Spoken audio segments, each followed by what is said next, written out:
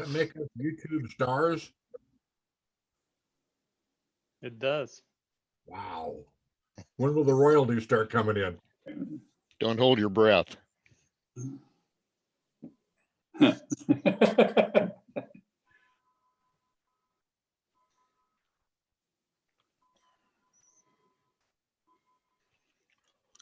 All right. Ready? We're live and recording. All right. I'd like to call the meeting into session. This morning's meeting of the Oxford Board of Zoning Appeals is being held virtually by virtue of House Bill 197. It was my decision to hold this virtually and the next BZA meeting as a virtual meeting due to safety concerns. Everybody okay with that? Yes. Okay. We still have to comply with the sunshine law, and Chris Conrad's going to do his best to try and keep us in compliance with that. I see that we've also got Sam Perry and Zach online with us this morning. So just for the record, I'd like to do kind of a roll call of our board members and just say here or present when I call your name. Kate Ramanier. Here. Dan Hazeman. Here. Roger Ames. Present. Chris Allison. Here. And I'm Mike Schnipper. Okay. Chris Conrad, I want to turn it over to you. We're going to swear in the participants per our earlier discussion.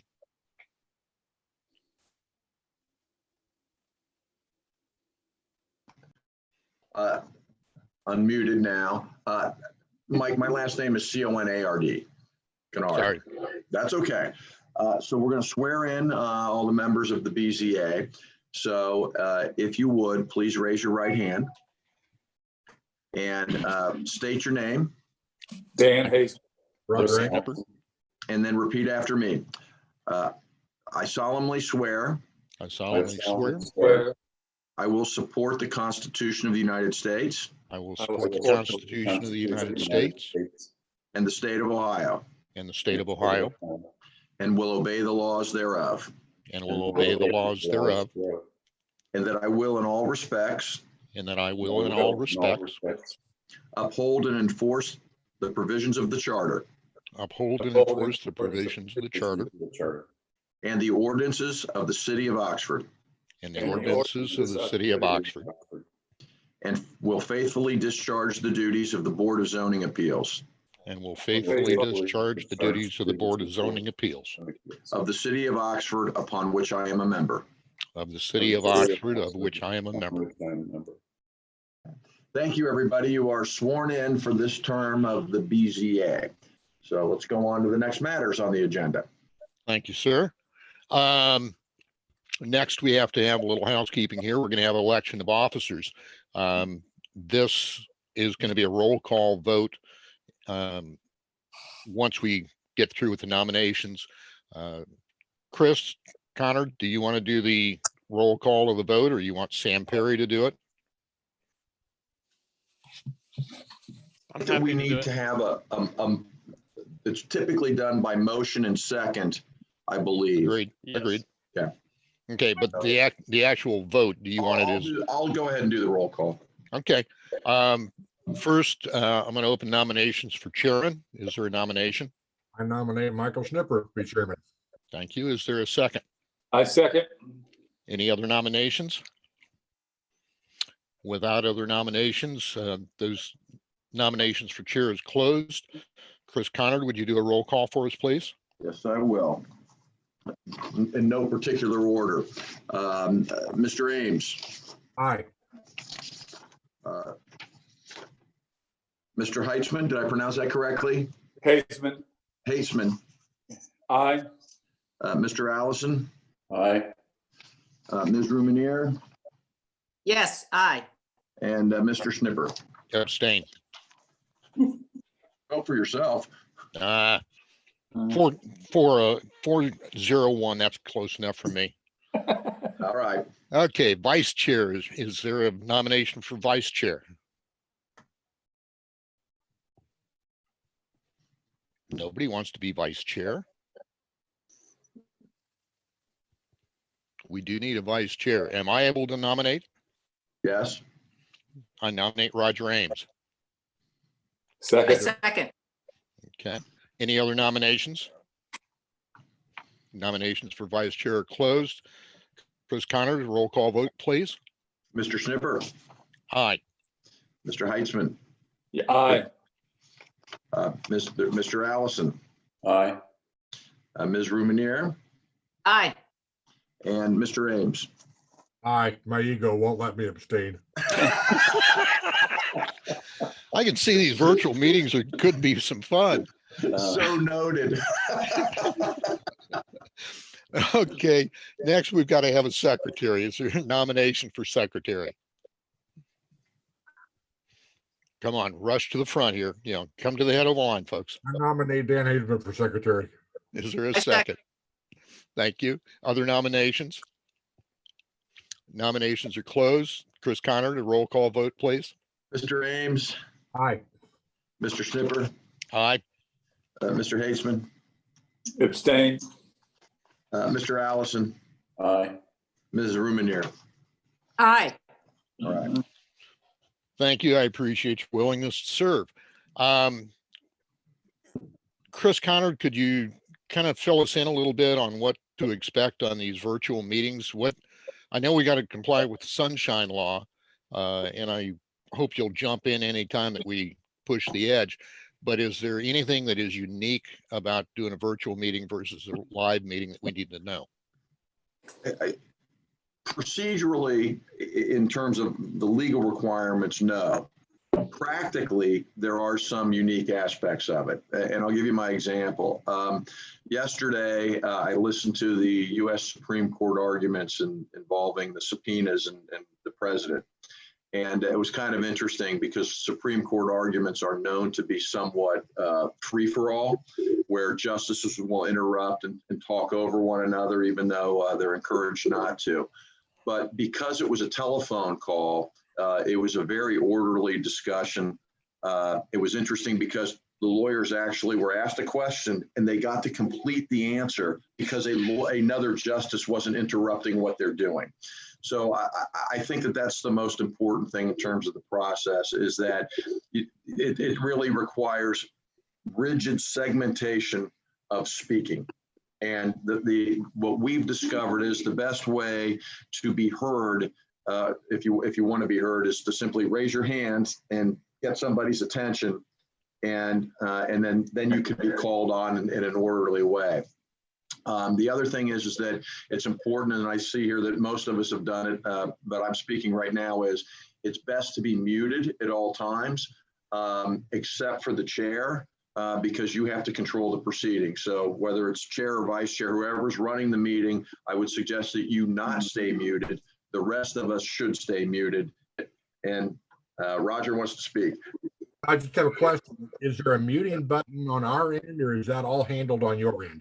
Go to your screen. You may have to wiggle your mouse and look at the lower left of your screen, and you will see a mute button, Oh, a okay. microphone, and then click on that, and then you'll mute.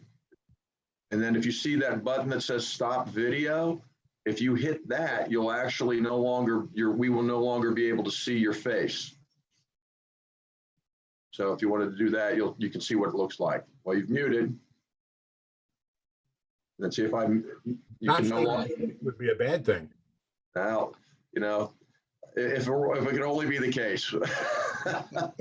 But, so to me, that's really what it's about. Now, I will tell you from the applicant's perspective, as an applicant, if I were going before the BZA using a video format, I would be extra do and certain that I have gotten everything I need to staff. I would coordinate in a different way with staff, and do my best to make sure that two things. One, there's no new material that I'm trying to get in there at the last minute.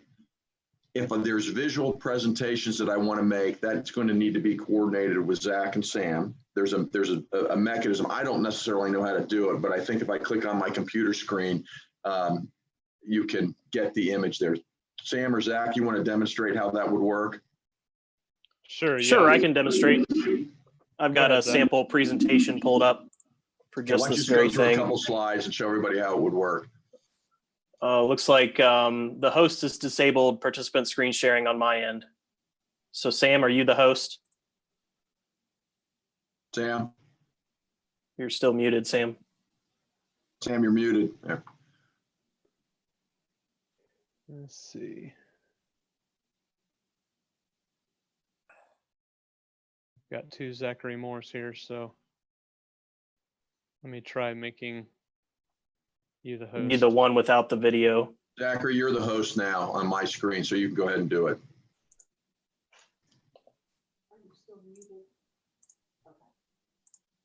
Yeah, it's not letting me. Okay. I wonder if it's. There should be a meeting settings. Yeah. The bottom line is there's a screen, there's a share screen. If you go down to the bottom of your screen and just follow along the bottom, you'll see a share screen icon. That allows documents to be presented and everybody can see them. So the point here is that the applicant needs to coordinate with staff to make sure that the information that they want to get to the BZA can be seen. The other thing that I would say is that, as you know, community input is a significant factor in any decision that you're required to make. Courts, when considering whether or not to how they view challenges to findings with BZA hearings and variance approvals or denials, typically, actually only denials, is that they look to see and place great weight on the factor of whether or not there's been any community complaints about a proposed project or variance request. So I have encouraged staff in the communities that I work with to make sure that that the applicant can demonstrate community outreach and that they can represent that citizens have been contacted and that there appears to be no complaint. Because I don't want the BZA to assume in a virtual world, because it is inconvenient in some ways for many people to learn the technology, even though it's not complicated, to feel that they can participate. So the idea here is I think that all of us need to make sure that people have had an opportunity for meaningful participation. So I think that's really it. I think Kate's got a question. Got a question. Sam and Zach, what is the procedure for community participation? Do we have we set that? Yeah, there's a form that is on the website for people to submit written comments, or they can register in advance as an attendee, or during the meeting they can register as an attendee, and then you will be able to actually hear them speak. You won't be able to see them, but you can hear them speak. So what will happen is, after the case is presented by the staff and then the applicant, then the meeting chair will ask the staff, because we're the virtual host of the meeting, if there are any members of the public who are wishing to speak, because the host of the meeting, which is staff, can see those people on a list if they've registered. And then we make the report that yes, there is one person who is wanting to speak and what their name is, and then we turn on their audio, and then they'll begin speaking or if sworn in to speak. Okay. Anybody else have any questions? My only follow-up is that's the like state, and that's what everybody's doing these days. Mm-hmm. And I'm only asking this because I've heard of some communities, townships, where they also allow face-to-face participation at a central office. Like if someone doesn't have a computer or a phone or something, they could come to the office and be there in person. Should we consider that, or is that not typical, or is that a good idea? What do you think about that? Go ahead, Chris. So that's a great question.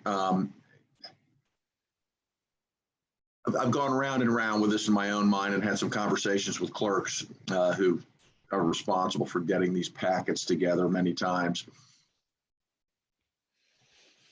In my view, and I've kind of come around to this, the fact is that there are so many ways to meaningfully participate, even before we got into the world of COVID. I mean, an email, the letter. I mean, all I want is my voice to be heard. Going in person and being able to speak my words sometimes adds to my message in the hearing. Sometimes it doesn't, because I can say it in writing just as well, sometimes more thoughtfully in writing. So as a general principle, the record can be created through that written communication.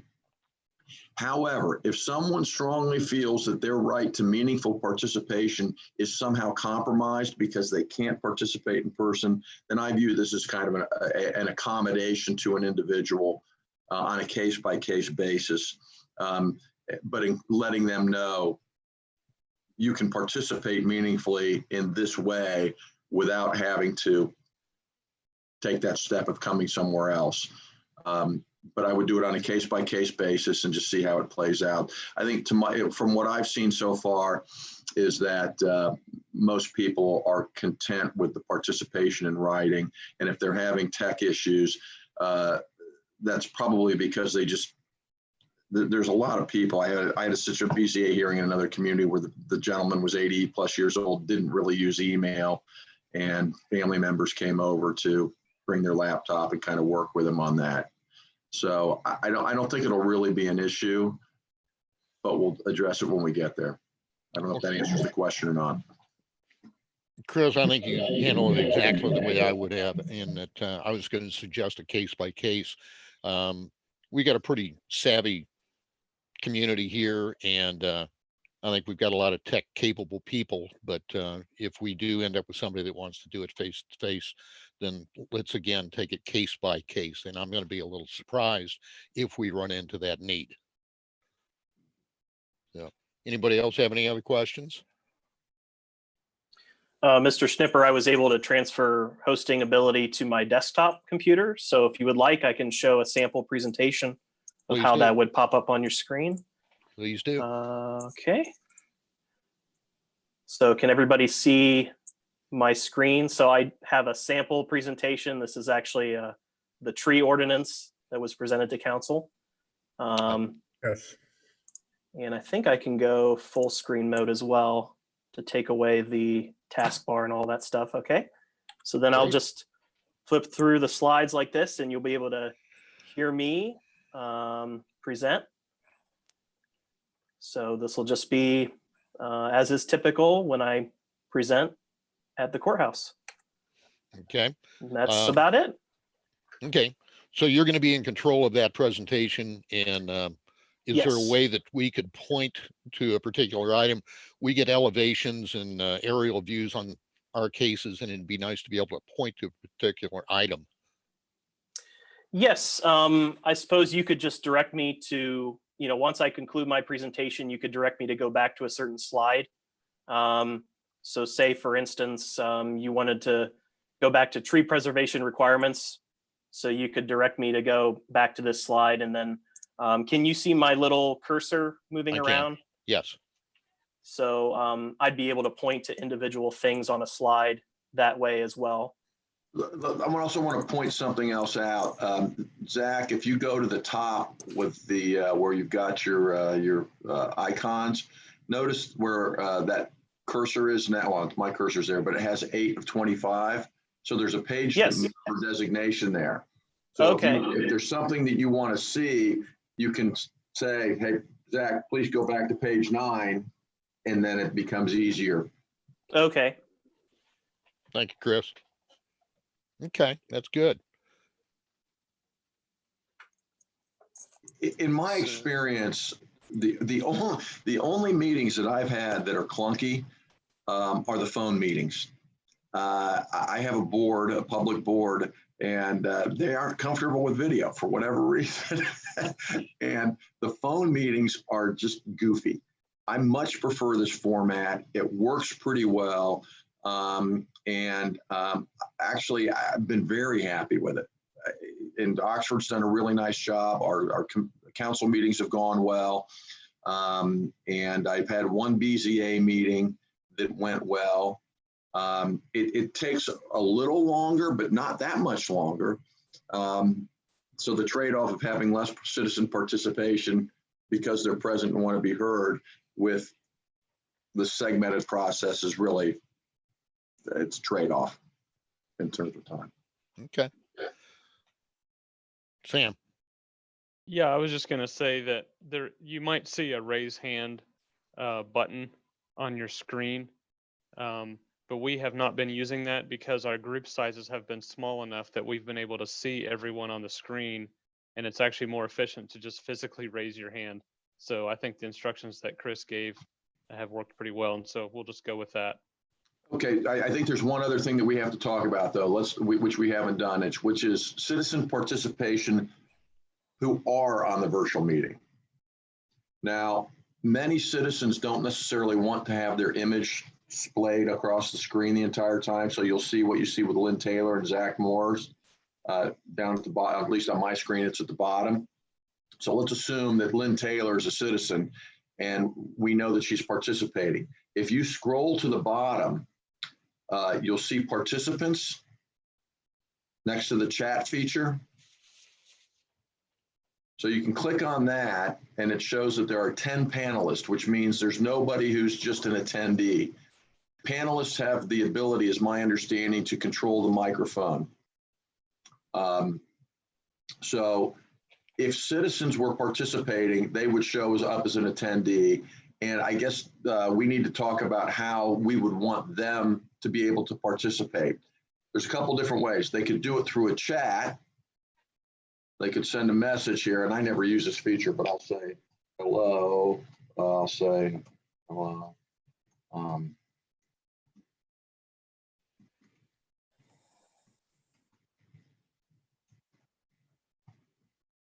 So let's see, and then let me hit send there. Let's see if you see that message that I just sent.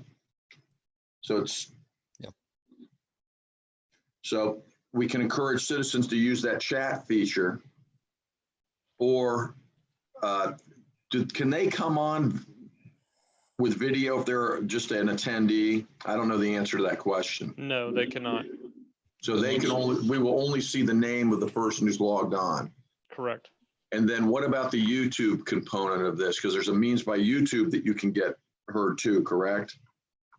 So people can comment on the YouTube video while it's being broadcast, but staff doesn't monitor that. So we ask people to register as an attendee so that we can actually see that they want to speak. And I think that's better in a BZA type of situation that's quasi judicial.